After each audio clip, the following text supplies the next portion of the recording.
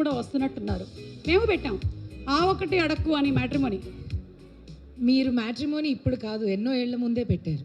అందులో ఫస్ట్ పెళ్ళయింది నాకే. ఎగ్జాక్ట్లీ. అది అంటే ఒకటే మనం ఏదైనా బిజినెస్ పెడితే మనమే తినేసి అది దుంపనాశనం అయిపోవడం అంటారు చూసావా, అలా మనమే స్టార్ట్ చేసాం అనమాట. మొదటి ప్రేమ అదే ఇప్పుడు అలా రేర్ కదా. ఓ చాలా కాంట్రవర్షియల్ టాపిక్ అడుగుతున్నావు, వైరల్ అయిపోతాం. మీరు కాంట్రవర్షియల్ అన్నారంటే వద్దులేండి. చెప్పండి సుమా గారు, ఎలా ఉన్నారు? చాలా బాగున్నాను. మీరు మూవీలో చూశాను, క్యారెక్టర్ చాలా ఎక్కువ చేయలేదా? చాలా బాగా చేసావు. ఆ గ్యాప్ ఇచ్చాను కదా మధ్యలో.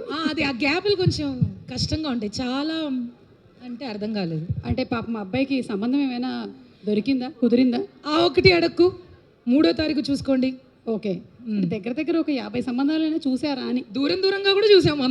దూరం సంబంధాలు కూడా సెట్ అవ్వలేదా? దూరము దగ్గర మధ్యస్థంగా కూడా అవ్వట్లేదు. మీరు సినిమాలో చాలా పెళ్లి సంబంధాలు కుదిర్చారు కాబట్టి అక్కడ చూడండి, ఆ 3వ రోలో కూర్చున్నటువంటి టోపీ పెట్టుకున్నటువంటి వైట్ టోపీ అబ్బాయి, టోపీ పెట్టుకున్నటువంటి వైట్ టోపీ అబ్బాయి, వైట్ టోపీ అబ్బాయి ఉన్నాడు.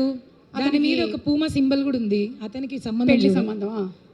ఏంటి బాబు సమస్య ఏంటి నాన్న, ఎందుకు అవట్లే పెళ్ళి?